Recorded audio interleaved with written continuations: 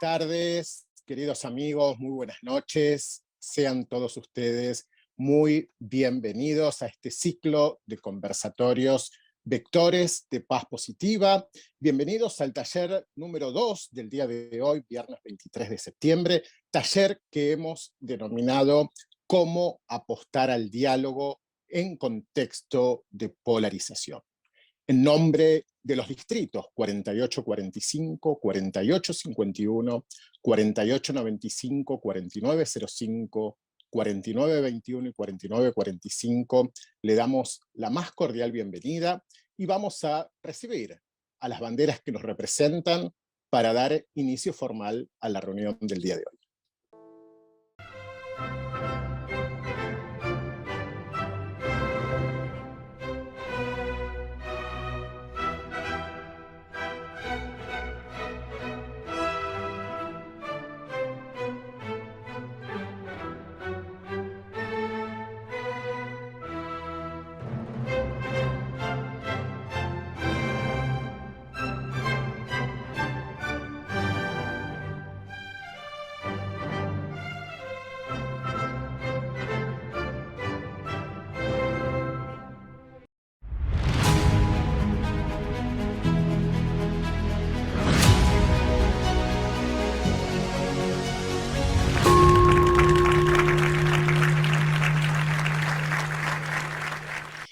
Muchas gracias, Sabri.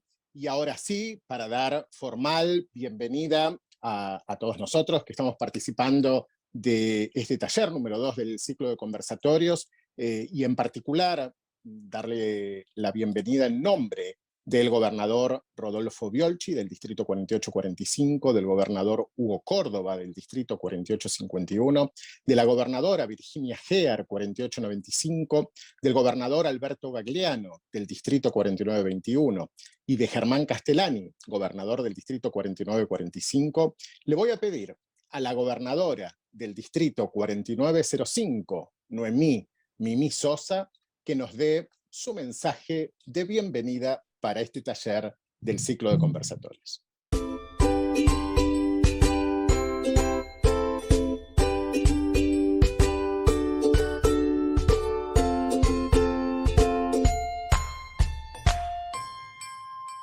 Bueno, buenas noches a todos. La verdad que es un placer estar con ustedes hoy.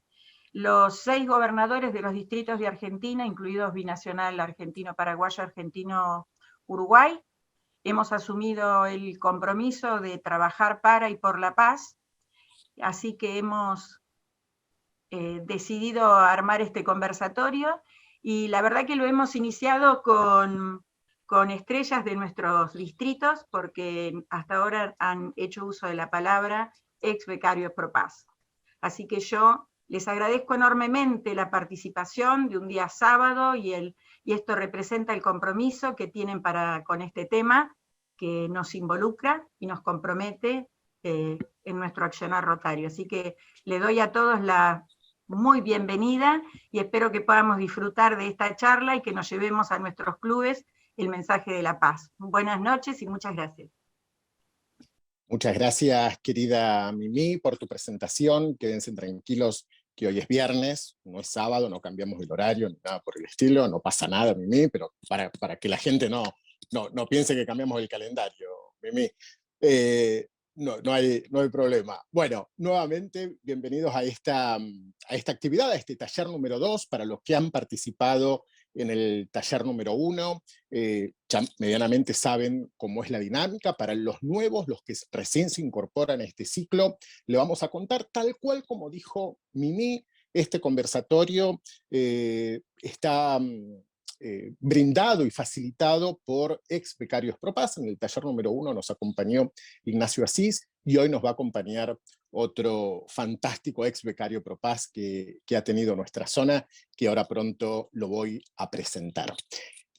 Nuestro orador va a hablar durante 25 o 30 minutos sobre el tema que hemos acordado, sobre el tema que le hemos puesto como título a este taller, de cómo dialogar en épocas de polarización, y luego una vez finalizada la exposición de Bautista, vamos a leer y vamos a acercarle las preguntas que ustedes, participantes, van a ir volcando en el chat durante todo el encuentro. Para eso vamos a contar con la excelente colaboración de la secretaria distrital del 4895, Andrea Fornillo, y la responsable de imagen pública, Sabrina Glenadel, del distrito 4905. Gracias a ambas, Andrea y Sabrina, por su colaboración en esta tarea. Así que dejen las preguntas a medida que vayan surgiendo, preguntas, dudas, consultas, comentarios, que al finalizar Bautista su exposición, tanto Andrea como Sabrina nos las van a compartir a todos.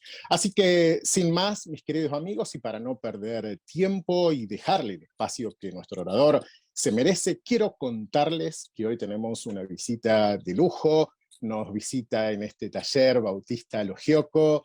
Él es un especialista en diálogo, transformación de conflicto y sostenimiento de la paz. Tiene más de 18 años de experiencia a nivel nacional e internacional en programas y proyectos de prevención de conflictos, consolidación de la paz e integración social, tanto en América Latina como en África y en Asia también.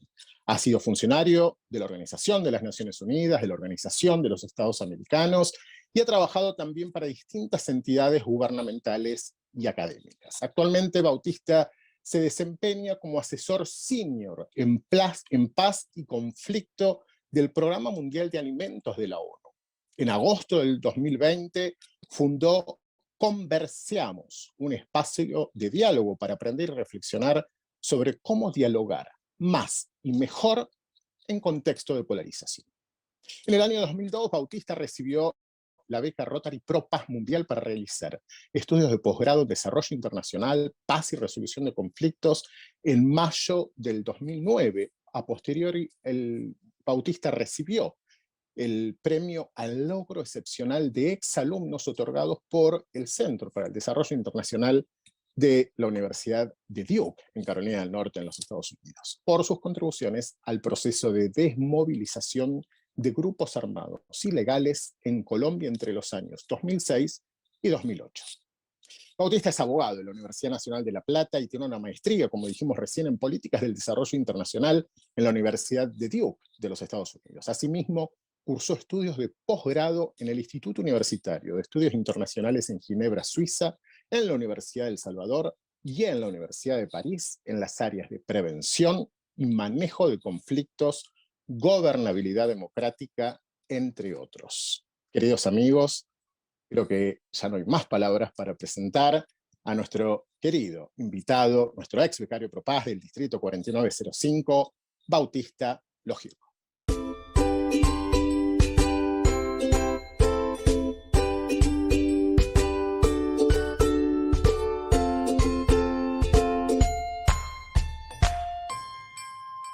Muchas gracias, Luciano, por la presentación. Muchas gracias, Mimi. Muchas gracias, gobernadoras, gobernadores, todas, todos, todes aquí presentes esta noche. Es un honor para mí estar acá y un gusto muy grande compartir algunas ideas, reflexiones, etcétera, con todos y todas ustedes. Les pido disculpas por la luz, que está un poquito baja. Yo me voy a ir acercando, pero son detallitos que intentamos solucionar hoy a la noche porque no me agarran en casa justamente. Antes que nada quiero agradecer la invitación a participar de este espacio en esta que siento mi casa, ahora esta casa virtual que estamos armando entre todas y todos, la de Rotary, porque gran parte de mi carrera en estos temas, como compartió Lucho, empezó gracias a Rotary y a la beca Pro Paz Mundial que gané en el año 2002 y que me permitió ser miembro de esa primera clase de becarios Rotary Pro Paz. En esos momentos, hace 20 años ya, nuestra región y nuestro mundo no eran los mismos, pero Rotary ya había tenido la visión de continuar sembrando paz y diálogo, porque ya lo venía haciendo, pero bueno, ahora también a través de este gran programa. Entonces, sin más, si les parece, me gustaría arrancar a hablar un poquito de esto de polarización. Tengo una propuesta final que va a ser más que nada como unos deberes para hacer en alguna reunión de club que tengan en el futuro, que ustedes decidan, pero ya les voy a contar.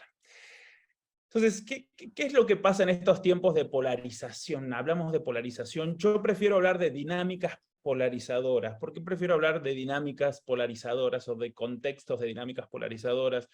Porque cuando decimos, bueno, en la polarización actual y demás, siento que estamos un poco declarando o dictando una sentencia, ¿no es cierto? Bueno, vivimos en la polarización. En cambio, si decimos que vivimos en un contexto de dinámicas polarizadoras, por ahí nos empieza a bajar alguna ficha de que esas dinámicas se pueden cambiar, y de qué es lo que podemos hacer nosotras y nosotros para cambiar esas dinámicas desde nuestros entornos más cercanos. A mí me gusta mucho el trabajo que hizo Ignacio Martín Baró, que fue un psicólogo, filósofo y sacerdote español jesuita, que se dedicó mucho a investigar la realidad social y política de El Salvador, en donde murió asesinado. Él decía que la polarización, analizando lo que fue el conflicto armado en El Salvador, ¿no? Hace varias décadas ya, él decía que la polarización es aquel proceso psicosocial por el cual las posturas ante un determinado problema tienden a reducirse cada vez más a dos esquemas opuestos y excluyentes al anterior, al interior de un determinado ámbito social. Fíjese qué interesante, como ya nos empieza a dar como estas primeras esbozos de los elementos de la polarización, ¿sí? Posturas, primero es un proceso psicosocial que nos atañe a las sociedades, pero también a ese inconsciente y consciente colectivo, por el cual las posturas ante un determinado problema, o varios, tienden a reducirse cada vez más a dos esquemas opuestos y excluyentes al interior de un determinado ámbito social. Y a mí me resulta muy interesante esta definición que se esbozó en los años 80, pero sin embargo creo que tiene plena aplicación en los contextos que vivimos en nuestros países, en nuestras comunidades, en nuestras familias, en nuestros entornos, en nuestras comunidades, en nuestros países, en nuestra región y a nivel global también.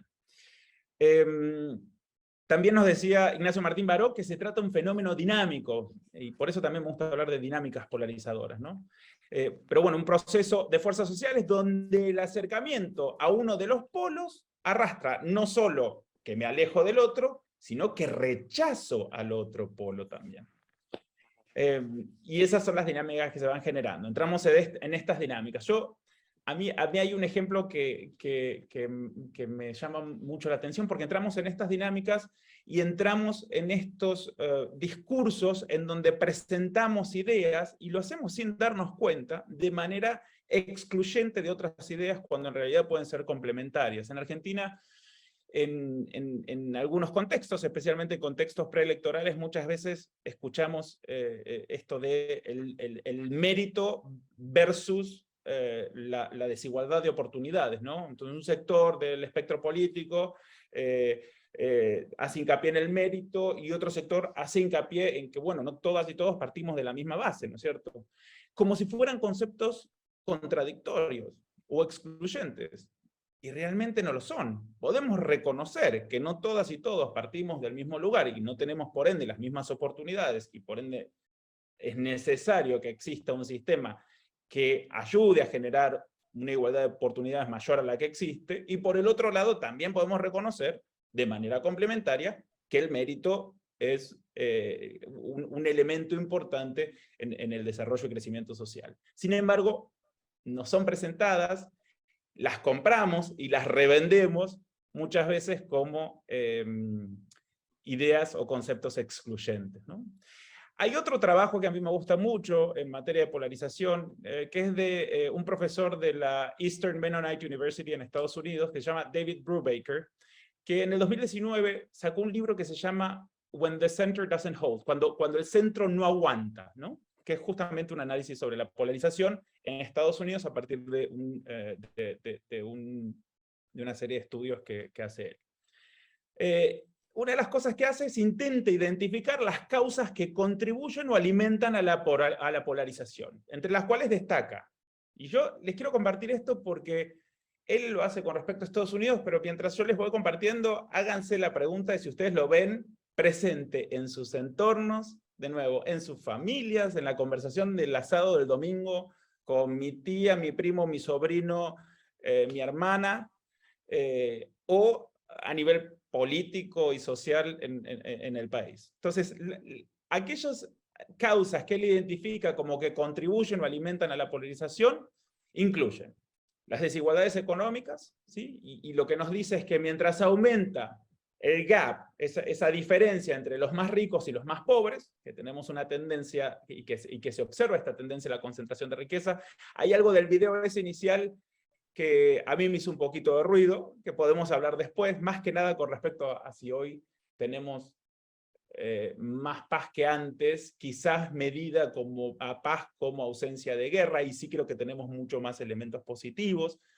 pero todavía falta mucho para llegar a sociedades más justas, pacíficas e inclusivas, como nos dicen el Objetivo de Desarrollo Sostenible 16, que ahora les voy a contar un poquito. Pero bueno, entonces, una de las primeras causas que identifica Brubaker es las desigualdades económicas, ¿no? Como que alimentan a la polarización, porque dice, mientras aumenta esta diferencia entre los más ricos y los más pobres, aumenta la polarización política.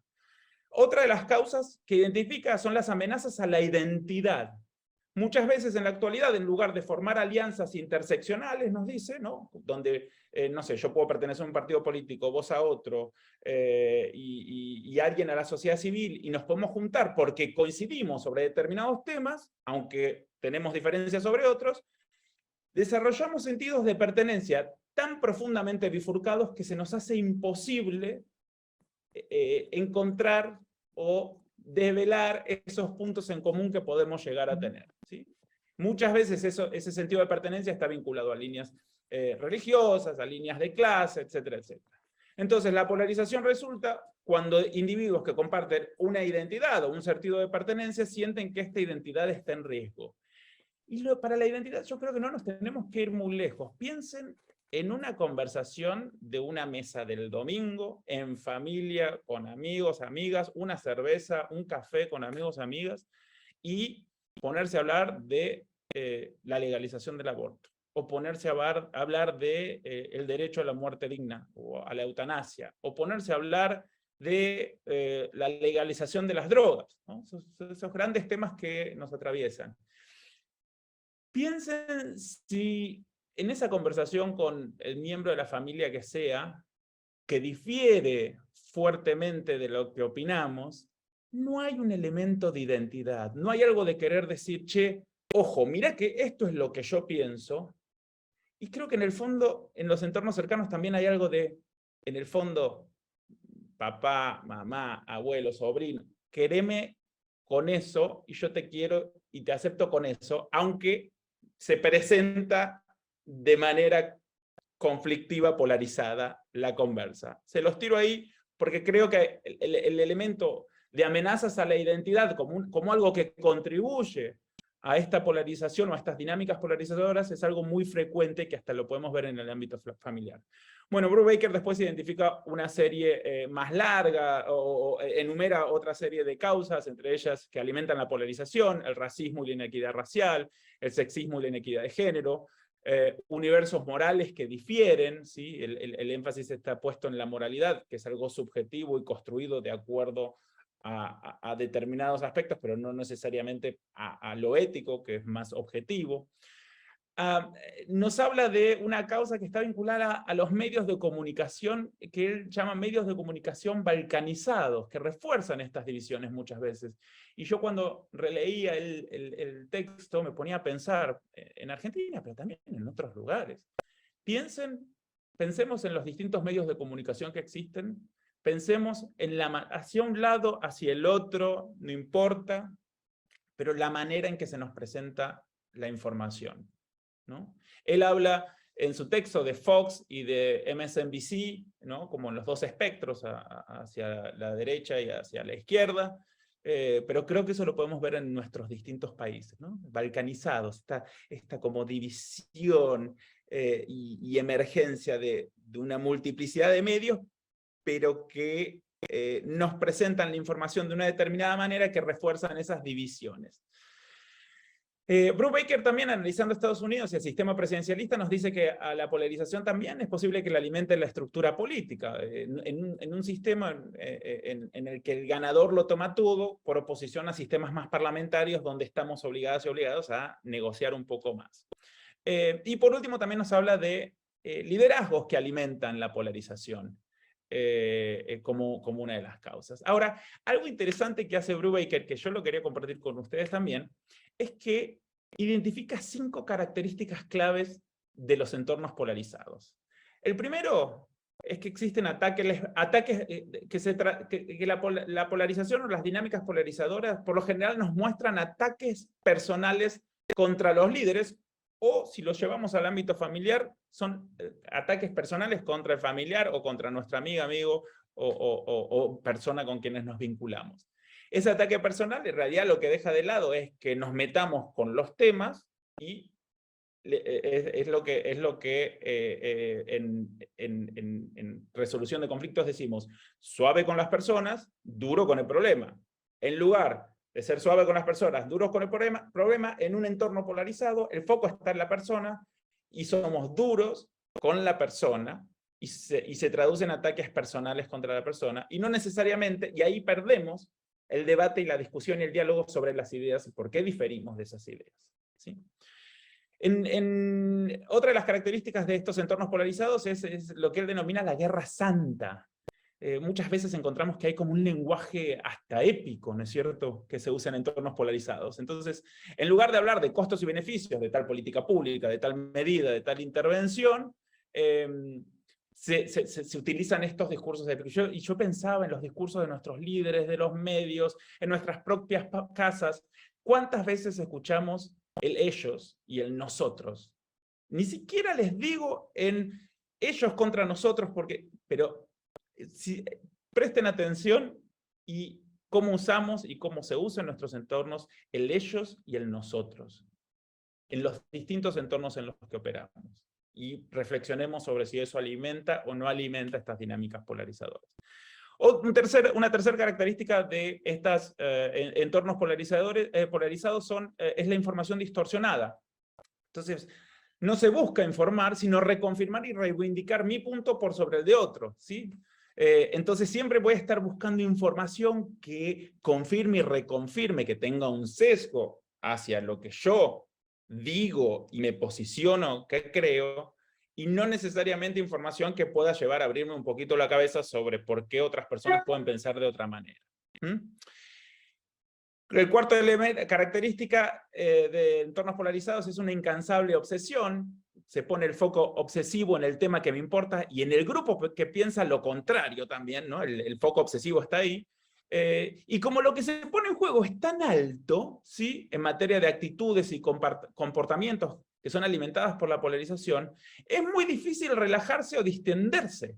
Entonces, a veces es hasta imposible que nos relajemos o que nos distendamos en una conversación sobre la legalización del aborto, lo digo para traerlo a temas cercanos que pueden estar en el entorno, en sus clubes o en lo que sea. Nos cuesta relajarnos o distendernos para poder entender, analizar, verlo. Podemos no cambiar de opinión, pero sin embargo entendemos mejor por qué vos pensás como pensás y yo pienso como pienso. Porque significa, en estos entornos polarizados, que si yo hago eso y yo me relajo, entonces me van a vencer en esto que tengo que ganar y que es épico, porque en realidad es el futuro mío, de la especie y del mundo, ¿no? Y por último, esto lleva a una quinta característica, es que las negociaciones o el ida y vuelta que hace que transformemos las sociedades, para bien, en eso sí coincido con el video que vimos al principio, las negociaciones se truncan. Esas negociaciones que tenemos que tener en nuestros entornos, en nuestras comunidades, en nuestros países, en nuestra región. A mí me parece muy lindo y muy interesante cómo lo analiza, y creo que a medida que lo vamos viendo, vamos como pudiendo reconocer elementos que son relacionados. Ahora, creo Al margen de esto, creo que podemos reconocer muchas de estas causas y características en nuestros países, comunidades, familias o entornos cercanos. Ahora lo que les propongo es ver con un poco más de detenimiento, porque está vinculado, ¿qué entendemos por cohesión social? ¿Sí? Desde una visión global, y cómo se traduce a América Latina y el Caribe, porque es un poco la región en la cual estamos nosotras y nosotros ahora, y cuáles son las vinculaciones que estas dinámicas polarizadoras, ¿sí?, que vemos, están teniendo en la cohesión social. Bueno, yo cuando hablo de cohesión social me refiero a los niveles de confianza, respeto, tolerancia, solidaridad e igualdad de oportunidades en una sociedad, en pos de la dignidad y bienestar de cada una de las personas y el bien común, ¿no? Entonces, como tal, la cohesión social puede reflejarse en la esfera política a través de una visión común de una sociedad por parte de la ciudadanía, ¿sí? En la esfera social, a través de la promoción de una sociedad inclusiva y tolerante y la lucha contra la marginalización, y en la esfera económica a partir de la equidad en el acceso a oportunidades de ingreso y en la distribución de la riqueza, ¿sí? De esta visión común ya nos hablan los Estados miembros de la ONU, cuando en el 2016 la Asamblea General y el Consejo de Seguridad adoptan las resoluciones gemelas, ¿sí?, y por unanimidad, sobre el sostenimiento de la paz. Es un término que se ha acuñado hace poco en el sistema de Naciones Unidas, del sostenimiento de la paz. Entonces, ¿qué es el sostenimiento de la paz? Bueno, debe entenderse en sentido amplio como un objetivo y un proceso, las dos cosas, para construir una visión común de una sociedad, asegurando que se tengan en cuenta las necesidades de todos los sectores de la población y poniendo de relieve que sostener la paz es una tarea y una responsabilidad compartida que deben ejercer el gobierno y todos los demás interesados nacionales. En el mismo sentido, los Objetivos de Desarrollo Sostenible, que fueron aprobados también por unanimidad de todos los Estados miembros de las Naciones Unidas, intentan responder a los desafíos planteados por los conflictos, la inseguridad, las instituciones débiles, el acceso limitado a la justicia como serias amenazas para el desarrollo sostenible. Entonces, en su objetivo 16, en el objetivo 16 de Desarrollo Sostenible, se llama a promover sociedades justas, pacíficas e inclusivas, reconociendo la necesaria interdependencia entre la paz, la justicia y la inclusión, ¿sí? Y creo que en la pata de la justicia y de la inclusión es donde todavía nos falta trabajar bastante para hacer de esa paz algo más integral. Han habido avances, pero todavía falta. También podemos identificar dos dimensiones de la cohesión social. Por un lado tenemos a la cohesión social vertical, generalmente definida, que es la que se enfoca en la relación ciudadanía-Estado y que refleja la confianza en los agentes, instituciones y procesos estatales, nacionales, subnacionales o locales, así como el compromiso con las leyes, las instituciones y un futuro común, ¿sí? Y por otra parte, la cohesión social horizontal, que es aquella que se da entre las ciudadanas y ciudadanos y entre los diversos grupos que formamos parte de una misma sociedad. Entonces, la horizontal con el Estado, la horizontal entre individuos, ciudadanas, ciudadanos y entre distintos grupos. Ahora bien, ¿cómo encontramos a la cohesión social en la región en estos momentos? En base a una serie de análisis en distintos países de la región, en los cuales tuve la oportunidad de participar hace un par de años, podría decir que tanto la cohesión social como la cohesión social vertical como la horizontal enfrentan desafíos en la actualidad. La cohesión social vertical, esa que nos habla de la confianza en la institucionalidad del Estado por parte de la ciudadanía, aparece debilitada. Uno de los factores comunes identificados en estos distintos análisis es la impunidad. Básicamente, aquella reflejada en una percepción generalizada sobre que si tenés poder, puedes hacer lo que querés sin mayores consecuencias. Ahora, miremos algunos indicadores que nos pueden ayudar a hacer una idea, a dar una idea un poquito más acabada de por qué esta cohesión social vertical está así. Si tomamos, por ejemplo, el último informe de Latinobarómetro disponible, que es de 2020, Latinobarómetro es una encuesta regional que mide percepción con un foco muy fuerte en el estado de las democracias. Entonces, si vemos la del 2020, que es la última que es disponible, vemos que en América Latina la confianza en las instituciones democráticas ha tenido una tendencia a la baja en la década previa al informe. Por ejemplo, la confianza en el Poder Judicial bajó de un 30% en el 2014 a un 25% en el 2020, en América Latina. La confianza en el Congreso de un 34% en el 2009-2010 a un 20% en el 2020. La confianza en el gobierno, de nuevo, esto es América Latina, ¿no? De un 45% en 2009-2010 a un 27% en 2020. La confianza en los partidos políticos de un 24% en el 2013 a un 13% en el 2020. Otros análisis de la región también arrojan resultados similares con respecto a la percepción sobre la corrupción enraizada en distintos contextos. No les voy a dar los datos, pero están disponibles, fundamentalmente de Transparencia Internacional, que mide percepción de corrupción. Y si bien algunas percepciones en general parecen haber mejorado en los últimos años, también es cierto que la pandemia del COVID profundizó y visibilizó muchos de los factores estructurales que contribuyen a la conflictividad, a las tensiones y a la erosión de esta cohesión social. Si bien algunos análisis destacaron una sensación de fortalecimiento de la cohesión social al principio de la pandemia, esto quizás se fue diluyendo a medida que fue pasando el tiempo. La cohesión social vertical también hace referencia a la posibilidad de contar con un espacio cívico para el compromiso formal, el cambio político, la interacción, la expresión de las preocupaciones y la exigencia de responsabilidades en la sociedad. Este espacio en muchos países de la región se ve reducido especialmente para defensoras y defensores de derechos humanos, ambientales y periodistas, y liderazgos de distinta índole. De hecho, el análisis global 2020 del Frontline Defenders señaló que en el 2020 en nuestra región fueron asesinadas 264 personas defensoras de derechos humanos. Estos son solo algunos ejemplos que desde distintos ángulos nos indican que la cohesión social vertical en la región enfrenta serios desafíos, ¿no? Esa confianza en la institucionalidad del Estado.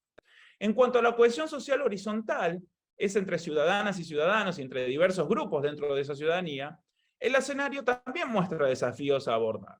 El informe Latinobarómetro del 2020 destaca que en el año 2020 América Latina cae a su punto más bajo de confianza interpersonal desde 1996, llegando al 12%, lo que representa una disminución de 2 puntos porcentuales respecto al 14% que logró en el 2018. La pregunta para medir esta confianza interpersonal fue muy fácil. Hablando en general, ¿diría usted que se puede confiar en la mayoría de las personas o que uno nunca es lo suficientemente cuidadoso en el trato con los demás? La respuesta también lo fue. Los latinoamericanos no son nunca lo suficientemente cuidadosos con los demás. Esto es lo que dice la gente en el informe, que refleja el informe Latinobarómetro, ¿no es cierto? Entonces, un nivel de confianza interpersonal que mide este informe con su metodología y demás, que llega a un 12%. Entonces, eso en cuanto a la percepción. Ahora, también hay factores que contribuyen a debilitar la cohesión social, así como a alimentar la conflictividad y tensiones, y que son comunes a varios contextos de la región, ¿sí? Y son factores que están vinculados, uno de ellos a las desigualdades estructurales. Las desigualdades estructurales las podemos encontrar en distintos países y en distintos contextos. Esas desigualdades expresan una serie de indicadores económicos, sociales y de diversa índole, y atraviesan distintas líneas. En varios países se destacan las desigualdades estructurales entre población indígena y población no indígena, en muchos entre poblaciones y zonas rurales y de zonas urbanas, y de manera generalizada entre hombres, mujeres y diversidades sexuales, entre otras líneas de desigualdades estructurales que existen. ¿Se acuerdan hace un ratito cuando yo les comentaba lo que dice David Brubaker con respecto a las causas de la polarización? Y él lo primero que identifica son a la inequidad, a la serie de inequidades económicas. Bueno, estas desigualdades estructurales se reflejan en desigualdades económicas también, todas estas, incluidas las de género, por supuesto. A nivel local, en muchos contextos de la región también se ve debilitada la cohesión social horizontal por la implementación de un modelo extractivo de producción que se desarrolla sin la inclusión efectiva de las comunidades, en procesos fundamentalmente de explotación y exploración de recursos naturales. Y entonces no se procede con lo que debería ser una consulta previa, libre e informada de las comunidades en donde se va a explorar y explotar recursos naturales. En varios contextos, la llegada de empresas que se dedican a explotación de recursos naturales generan dinámicas en las comunidades locales que van desde confrontaciones entre quienes se oponen y quienes están a favor de los mismos, la explotación sexual, y hasta daños ambientales que impactan de manera directa en la cohesión social de las comunidades en zonas ricas en recursos naturales, pero que ven muy pocos beneficios de tal explotación. Si a esto se le suma el achicamiento del espacio cívico que comentamos hace un ratito para canalizar las necesidades y demandas de la población, estamos frente a un círculo vicioso de vulnerabilidad y riesgos, al cual le es funcional una cohesión social debilitada también. Finalmente, la existencia de normas sociales basadas en roles de género y estereotipos de género juegan un rol en la creación y o perpetuación de factores que contribuyen a la erosión de esa cohesión social. Tales como las desigualdades estructurales que mencioné arriba, las violencias de género y el ejercicio de masculinidades violentas. Durante distintos análisis, muchos de los cuales tuve oportunidad de participar, en varios contextos en la región, actores y actores locales identificaron, por ejemplo, a estas masculinidades violentas en la base de mecanismos naturalizados de utilización de la violencia para resolver conflictos o disputas entre ciudadanos. La puja por deconstruir y redefinir estas normas sociales para transformarlas en algo más justo, equitativo y pacífico, principalmente lideradas por los movimientos de mujeres y feministas, aparece como algo que, si bien todavía genera ciertas resistencias, especialmente en sectores que prefieren el mantenimiento del statu quo, sin duda va a contribuir a una mayor cohesión social al ayudar a disminuir las brechas de género existentes. Acuérdense cuando hablábamos por ahí de esta causa que está vinculada a lo que puedo percibir como una amenaza a mi identidad, estamos atravesando en distintos aspectos de nuestras vidas sociales procesos de construcción de distintos elementos. Y ese proceso de construcción muchas veces puede ser percibido como una amenaza a esta identidad que yo ya tengo construida. En eso, las y los jóvenes vienen quizás con otra energía y con otra pujanza, y ahí es donde el diálogo intergeneracional creo que es fascinante.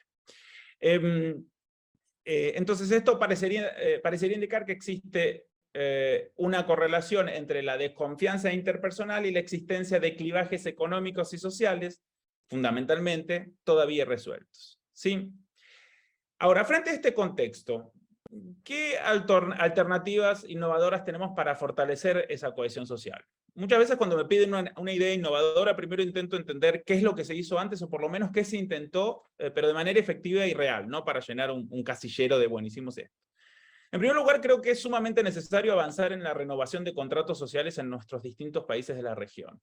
Ahí creo que hay algo interesante para preguntarnos, y para preguntarse como rotarios, rotarias, como clubes rotarios, ¿qué rol pueden jugar en esas renovaciones de contratos sociales, generando diálogos a nivel club, a nivel distrito, a nivel zona, y cómo esa interacción con la institucionalidad puede contribuir a esa renovación de estos contratos sociales que hoy vemos un poquito quizás debilitados en función de estos factores que les comenté.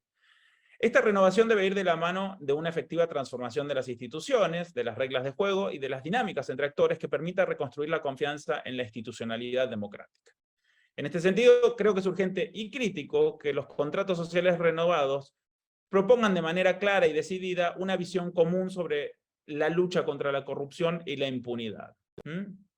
El Centro Regional del PNUD, del Programa de Naciones Unidas para América Latina y el Caribe, realizó una encuesta de percepción en 10 países de la región en el 2021 que mostró un amplio consenso entre países y segmentos de población sobre la necesidad de eliminar la corrupción para una recuperación efectiva y sostenible post-COVID-19. ¿Sí? Con más de un tercio de las personas encuestadas destacando esto como la prioridad número 1 para su país. Claramente, la necesidad de instituciones, procesos, reglas más transparentes es una de las prioridades para generar una renovación del contrato social de manera más sólida.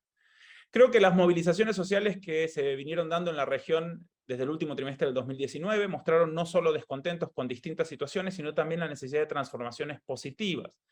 En algunos contextos, estas demandas de transformación han sido abordadas más bien de manera puntual y específica, en otros se están intentando responder mediante procesos más profundos que abordan las causas estructurales de estos descontentos. Y considero que estos procesos más profundos tienen mayores chances de generar contratos sociales más transformadores y por ende duraderos, que aquellos procesos que se enfocan más en los síntomas que en la enfermedad. En segundo lugar, para fortalecer la cohesión social en América Latina, yo creo que hay que empezar y continuar, y acá cuando digo cohesión social en América Latina, bájenla a nuestras comunidades, bájenla a nuestros entornos. Yo creo que hay que empezar y continuar en aquellos casos en que ya se está dando por garantizar el carácter realmente inclusivo de procesos políticos, de procesos sociales, de procesos económicos, culturales y de toma de decisión, entre otros, ¿sí? Por ahí escucho que en el contexto de Rotary se están dando muchas conversaciones interesantes con respecto a la paridad, ¿sí? Bueno, directamente vinculado con esta naturaleza inclusiva de estos procesos que estamos hablando.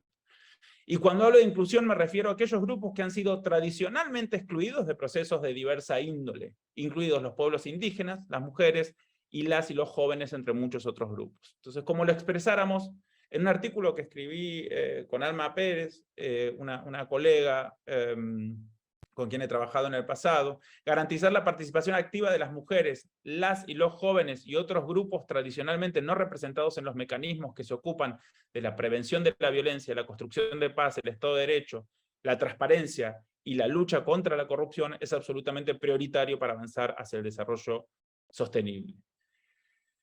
En cuanto a las dinámicas polarizadoras, creo que hay mucho que podemos hacer, tanto desde el nivel comunitario como individual, para proponer reglas de juego diferentes que permitan opiniones distintas, pero sin alimentar confrontaciones y divisiones. Desde el punto de vista del liderazgo político, de medios de comunicación, del sector privado, de la sociedad civil, quizás podamos pensar en avanzar en modelos que se asemejen a los propuestos por códigos de conducta como los que suscriben partidos políticos en contextos preelectorales, pero que pongan reglas de juego para el intercambio de visiones e ideas que no alimenten una visión de la otredad, de quien piensa diferente, como el enemigo. En síntesis, nos quiero dejar con estas preguntas. ¿Qué podemos hacer cada una y cada uno de nosotros desde nuestros lugares individuales, institucionales, comunitarios o los que sean para participar activamente de un proceso de renovación del contrato social que genere una transformación efectiva hacia una sociedad más justa, pacífica e inclusiva? ¿Qué podemos hacer para generar espacios de inclusión de quienes han sido tradicionalmente marginadas y marginados o con participación limitada en procesos políticos, sociales, económicos de diversa índole? ¿Qué podemos hacer para proponer reglas de juego que permitan salirnos de las dinámicas polarizadoras que se nos imponen en el día a día para poder generar diálogos constructivos y transformadores de las realidades? Y con respecto a esta última pregunta, ¿qué podemos hacer para proponer reglas de juego que permitan salirnos de estas dinámicas polarizadoras y podamos generar diálogos constructivos y polarizadores? Yo les propongo, y pueden tomarlo o no, y esta era la tarea que les quería dejar, con Gastón Aín, que es un gran colega y amigo. Escribimos hace un par de años un decálogo antipolarización.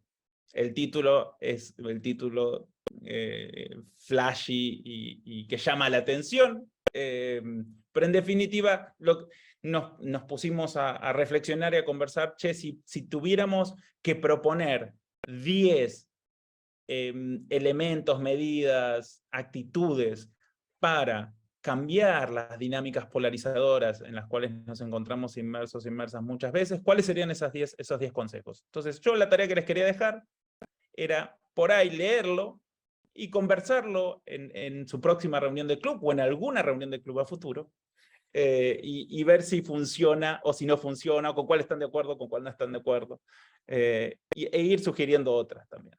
Así que con eso quiero cerrar acá porque me excedí un poquito, pero abrir a la conversa y al intercambio. Muchas gracias por el tiempo. Y no pude ver las preguntas porque estaba con mi machete. Gracias, Bauti. Un aplauso para vos, más que merecido por tu presentación.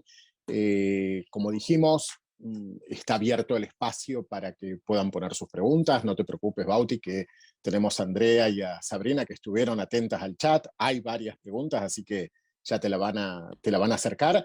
Pero antes que nada, ¿dónde podemos buscar esa tarea? ¿Sí? Ya se los dejo. Está en La Nación. Salió en La Nación. Lo publicamos en La Nación. ¿Es el artículo que me habías compartido, Bauti? Si querés me ocupo yo de ponerlo en el chat. Lo puedes pegar, genial. Así no lo tengo que buscar. Es ese. Perfecto, perfecto. Bueno, bárbaro. Ahora, mientras vos contestás las preguntas, vamos con eso. Presten atención al chat que lo vamos a poner ahí. Les doy paso. Andrea, Sabri, si quieren comenzar con las preguntas.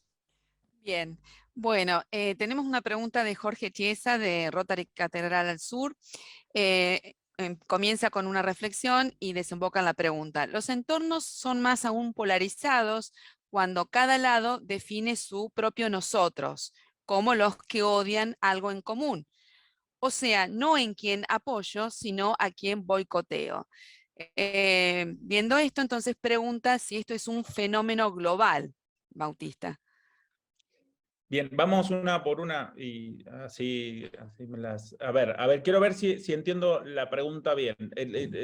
A ver, la ¿Querés que la reflexión es... repite? Sí. Dale, Los entornos son más aún polarizados cuando cada lado define su propio nosotros como los que odian algo en común.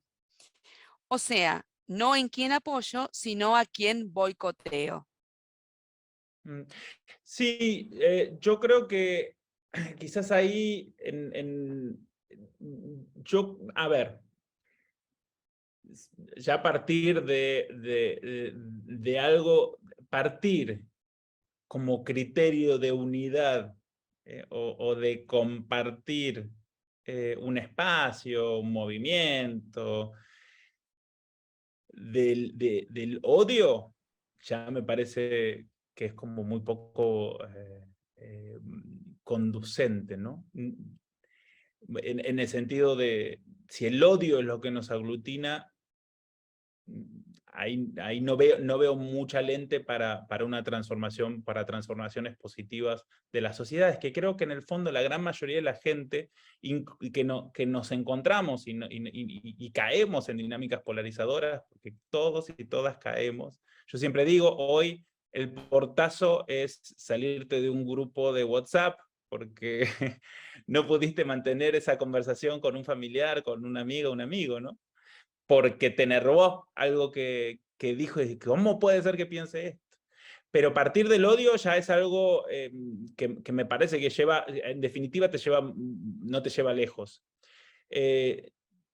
No sé exactamente a qué fenómenos te referís, entonces no te puedo decir si es un fenómeno global o no, Jorge. Sí te puedo decir que quizás sea el tipo de criterios de unidad que en la experiencia no llegan muy lejos. Creo que llegan más lejos, por lo menos, aquellos que tienen como una propuesta, por lo menos, de lo que quieren. Y por eso, cuando vos tenés un grupo que se une en función de una propuesta de lo que quiere, pero entra en una dinámica polarizadora, el foco quizás está en lo que se percibe que odian, que es a quien piensa distinto. Quizás tampoco es un odio. Y quien piensa distinto, por ahí piensa distinto en A, B, pero por ahí coincide en C. Y eso es lo que nos perdemos por estas dinámicas. El C en común y poder avanzar en algo sobre el C. Bien, gracias, Bautista. Sabrina. Sí, Bautista, justamente, mira, esta pregunta parece como que estuvieron pensando en lo mismo. Pablo Weinman, del Rotary Club Aldo Bonzi, pregunta, si A promueve la polarización como mecanismo para imponer su método, B se ve obligado a polarizar o perder rápidamente su postura. ¿Cómo se sale de ese círculo de ruptura? ¿Cuándo nace C, fruto de A más B?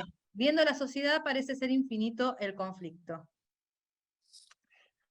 Muy buena pregunta, Pablo. Esos, en inglés le dicen el conundrum, ¿no? Ese círculo vicioso que parece que no tiene salida. Sin embargo, yo te diría que muchas veces se sale... primero, C puede salir fruto de A más B o puede salir fruto de A más B más lo que dice José, o puede ser o A más B pueden cambiar en el transcurso.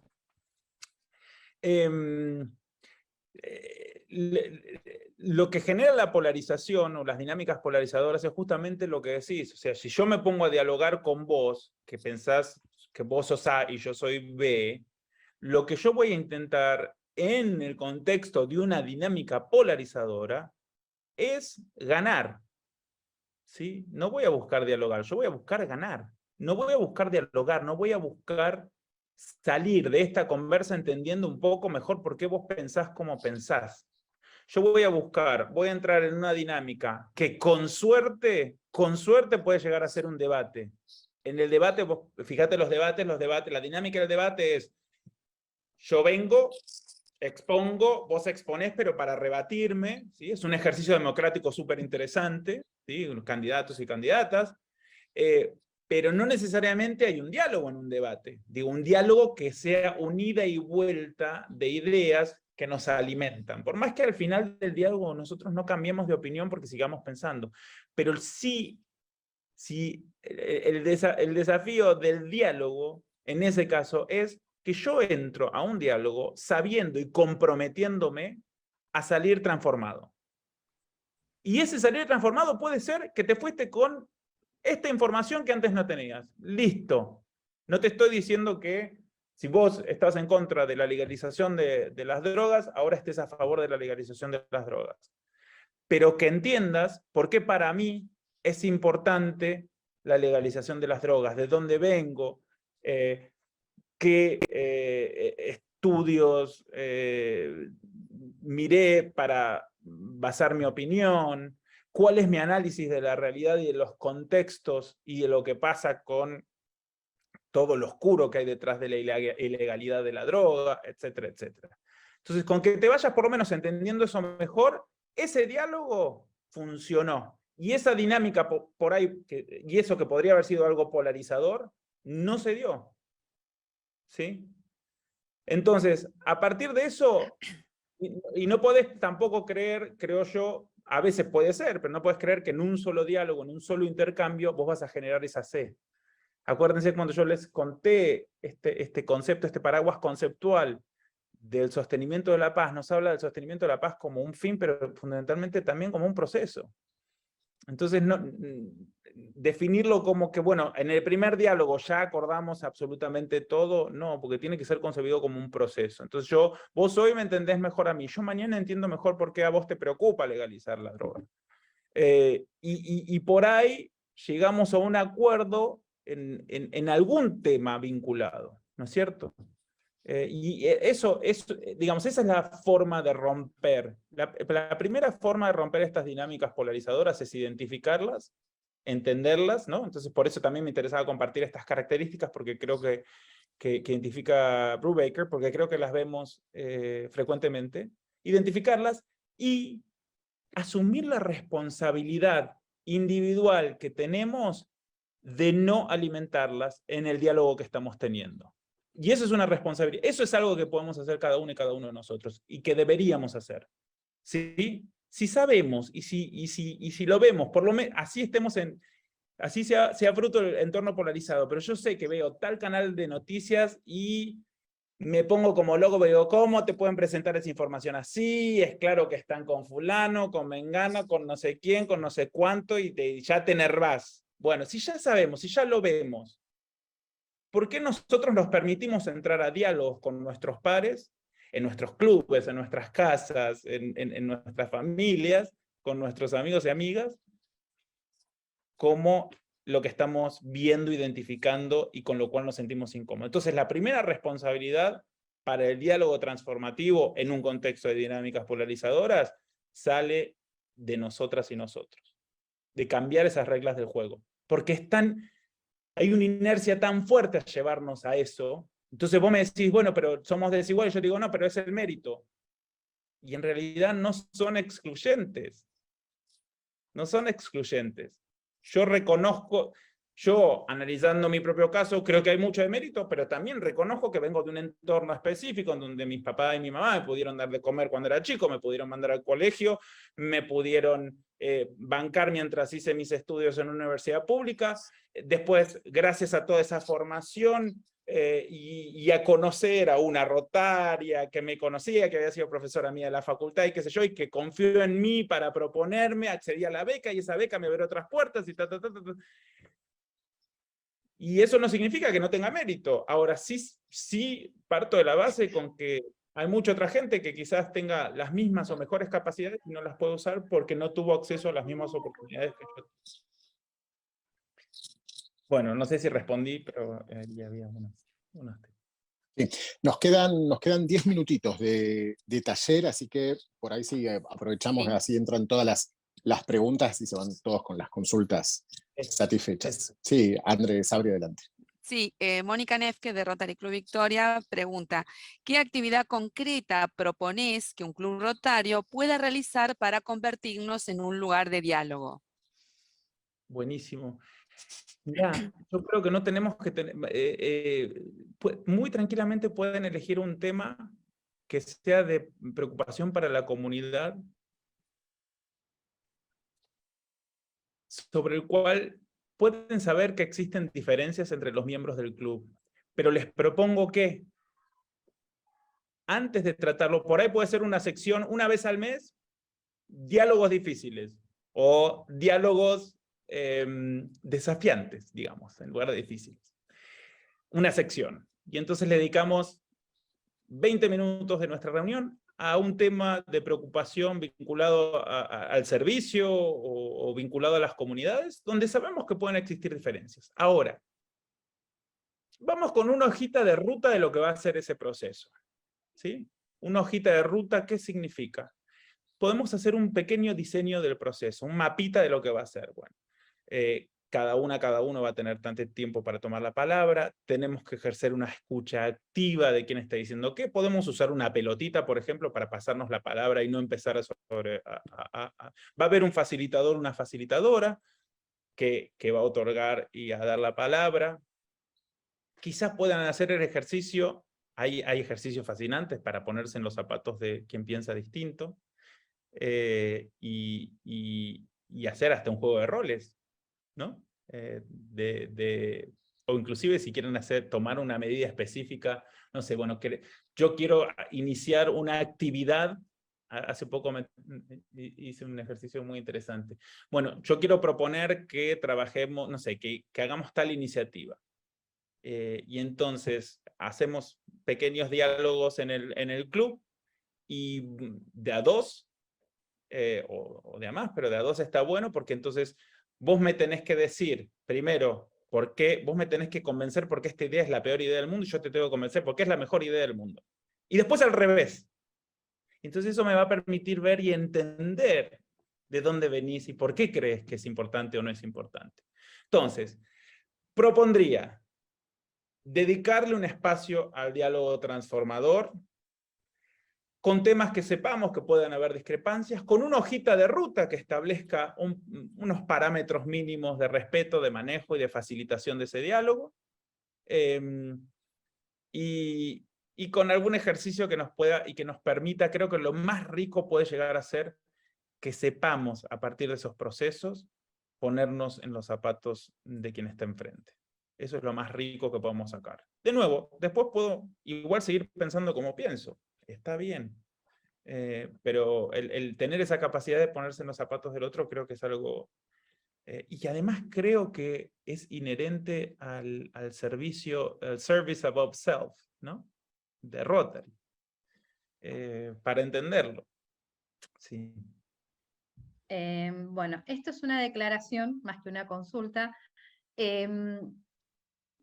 Desde Pedro Folguera, considero que hablar con la E no es inclusivo, sino que alimenta la polarización. Lo agregaría al decálogo. Muy bien, Pedro. Yo hablo con la E a veces no.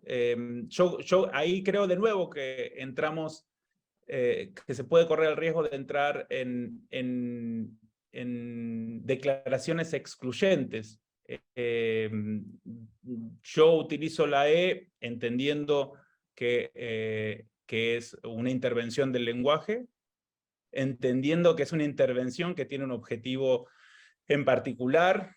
Yo les recomiendo a quienes estén interesados en el tema, interesadas, hay un debate súper interesante entre Beatriz Sarlo y Santiago Kowalowski, que es miembro de la Academia Argentina de Letras, doctorado en Canadá, en letras latinoamericanas, y en ese debate, en la Feria del Libro, él presenta sus puntos a favor del lenguaje inclusivo y Beatriz Sarlo en contra del lenguaje inclusivo. Y no creo que sea un debate, no es un diálogo, es más bien un debate, porque cada uno presenta su posición, pero yo creo que el lenguaje, creo que la E estamos hablando del lenguaje inclusivo no sexista. También creo que se puede usar lenguaje inclusivo no sexista a partir de otro uso del lenguaje. En lugar de decir todos, puedo decir todas las personas, por ejemplo. Entonces ahí no hay que ir a usar la E. Creo que el lenguaje de señas es otro tipo de lenguaje inclusivo.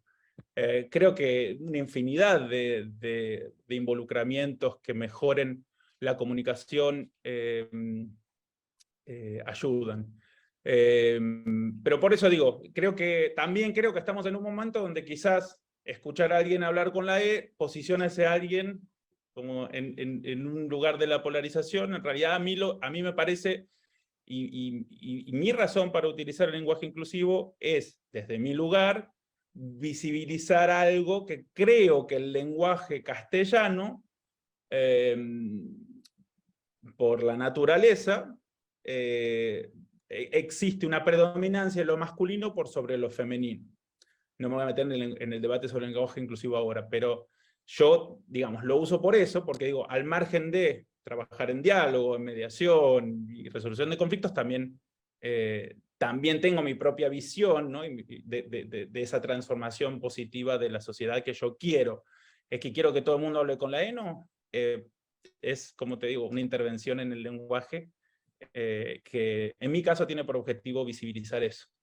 Quizás el día que existe una igualdad real entre hombres, mujeres, diversidades, etc., no va a ser más necesario usar eso y busquemos otra nueva forma de comunicarnos o volvamos a la O. A mí no me molestaría que digamos todas y me incluyan a mí. Pero bueno, esas son ideas también. Bárbaro, si les parece, última pregunta y vamos al cierre. Bueno, sí, Mariel de Rotary Club Leu pregunta, ¿qué opinas sobre las redes sociales en general? ¿Son una herramienta de diálogo o alimentan conscientemente la polarización? ¿Son oportunidad o amenaza para el nuevo acuerdo social que se necesita? Qué buena pregunta, Mariel. Mirá, es como todo, puede tener los dos fines. Sí creo que en muchos contextos las redes sociales se han convertido en las nuevas arenas romanas, ¿no? de hoy, donde vamos y muchas veces los niveles de violencia, agresión y demás es choqueante, ¿no? Yo, por ejemplo, Twitter, tengo una cuenta, no sé, pero a mí me angustia Twitter. Me genera sensaciones con las cuales, que no son saludables a mi cuerpo, digamos. Y creo que también las redes sociales pueden tener un uso diferente. Sí creo que facilitan un poco esta dinámica de arena romana, en el sentido de que muchas veces se actúa desde la anonimidad, desde el anonimato, como que le damos rienda suelta a formas de expresarnos que después en persona sería distinto, porque sí creo, y esto es algo que sí creo que la polarización contribuye, que es la deshumanización de quien piensa distinto. Y creo que las redes pueden llegar a contribuir mucho más a eso. Hay un podcast que les recomiendo, bueno, está en inglés, que se llama Conversaciones con personas que me odian. Y es un chico gringo que tiene un Twitter, él es un activista de derechos LGTBI, y hizo un podcast, su programa de radio, donde invita a gente que le ha dicho las peores cosas en Twitter.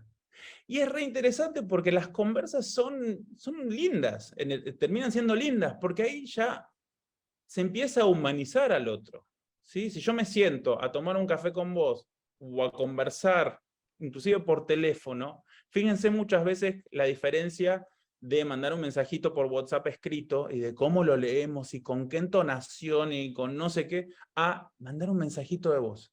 Ni hablar, a llamar, a poner la cara, ¿no?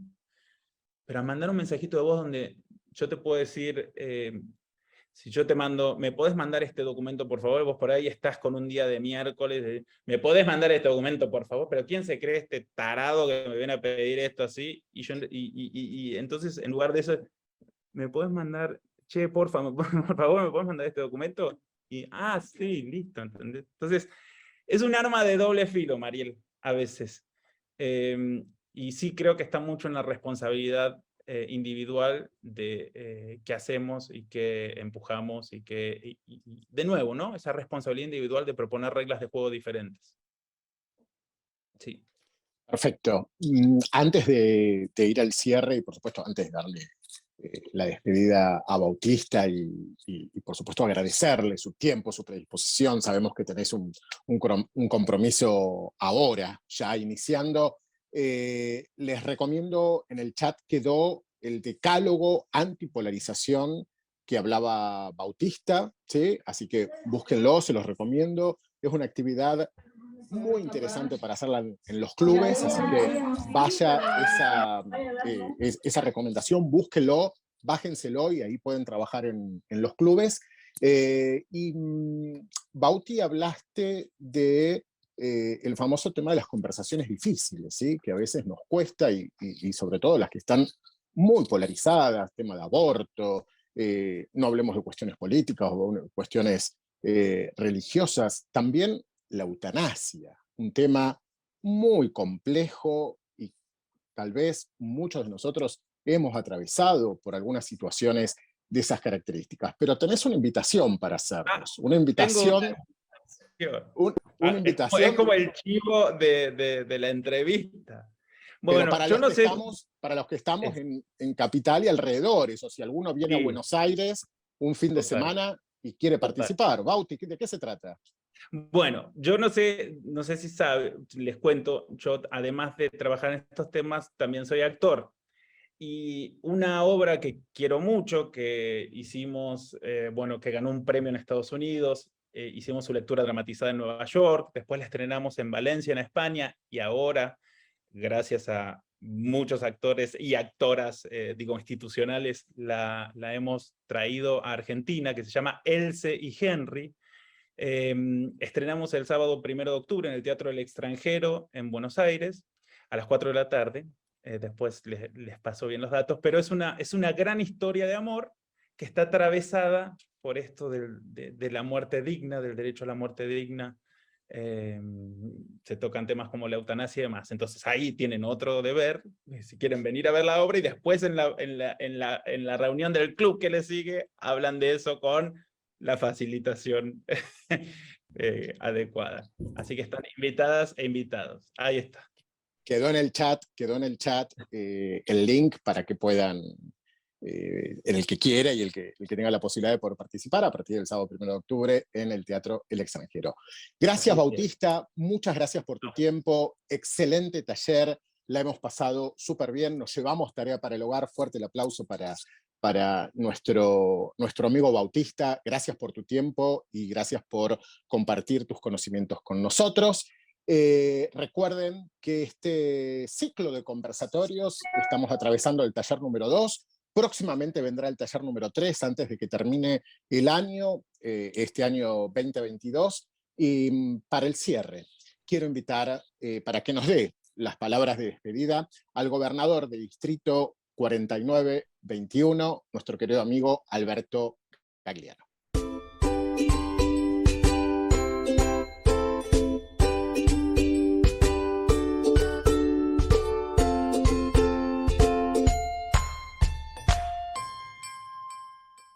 Bueno, muchas gracias, Luciano. Por supuesto, Bautista, muchísimas gracias.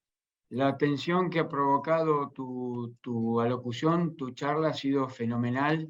Las inquietudes a partir de este momento seguramente van a ser muchísimas más de las que teníamos como expectativa para antes de la charla tuya. Y esto creo que es el resultado más hermoso que podemos lograr de estos conversatorios, ¿sí? Dejarnos todas las dudas para poder investigar, poder llegar a ver cómo en cada uno de nuestros clubes podemos articular desde el grupo más pequeño hacia hacia lo más grande esta cuestión de la paz positiva.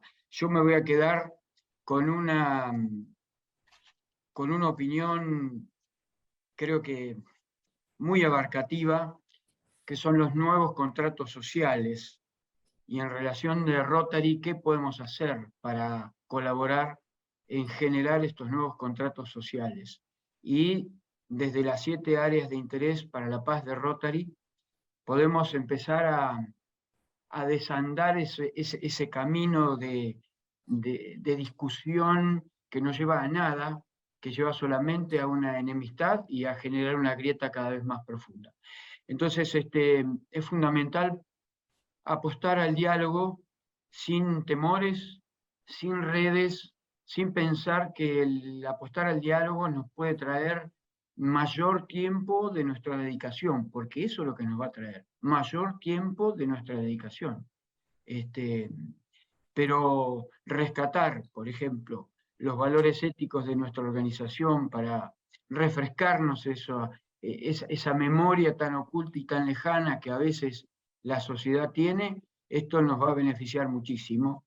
Y si lo hacemos en cada uno de nuestros clubes, con la propuesta de Bautista, la verdad que va a ser muy exitoso, porque como una rueda rotaria, todos los ejes de allí van a salir disparados hacia las diferentes organizaciones a las cuales representamos, o clasificaciones o actividades que mantenemos con nuestros contactos y con toda la sociedad a partir de esta ruedita que es el Club Rotario. Agradezco a Bautista, Mimí, todas las personas, bueno, especialmente Celia, que está presente, como si la verdad es un gran ejemplo, porque digo, ¿qué tendrá para aprender Celia? Bueno, ¿se dan cuenta? Es un ejemplo hermoso. Gracias a todos y, por supuesto, los esperamos al próximo conversatorio. Muchas gracias, gobernador Alberto, gobernadora Virginia, gobernadora Mimí. Lo vi al gobernador Germán también conectado, a todos y cada uno de ustedes que nos han acompañado en este taller número 2. Nos volvemos a reencontrar en el taller número 3 de este ciclo de conversatorios Vectores de Paz Positiva. Gracias a todos, muy buenas noches y excelente fin de semana. Hasta la próxima. Chau. Gracias.